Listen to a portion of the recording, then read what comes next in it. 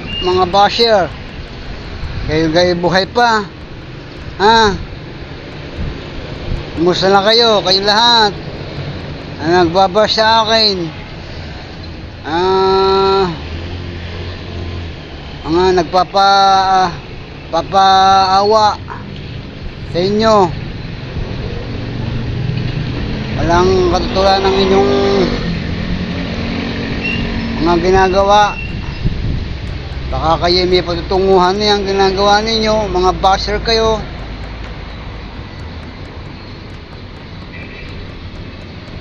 Kung sa English, you all shut up.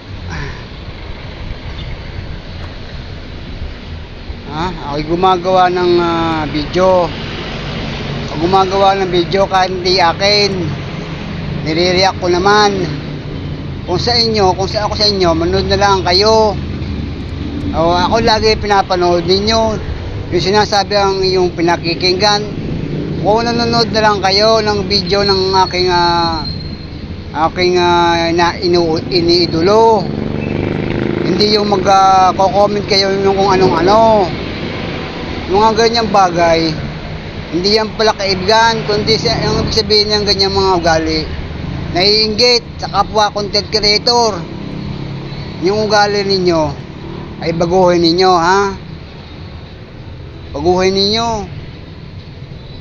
At ipopost ko kayo ang mga nagko-comment sa akin.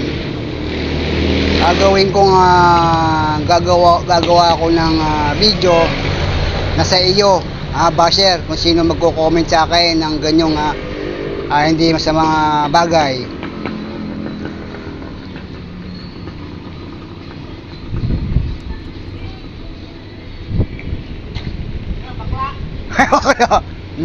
Hindi.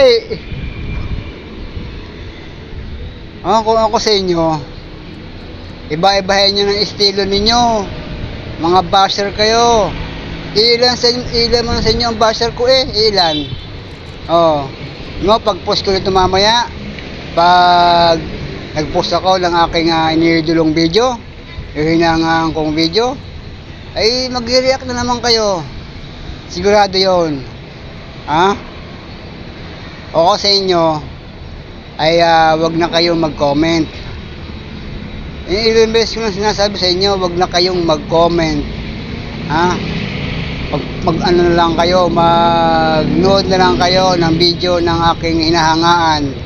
Wala kayong pakialam kung ako mag-upload ng ibang video ng aking mga hinahangaan.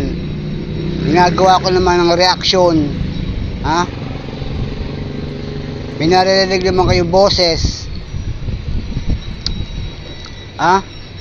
Huwag na, tama na.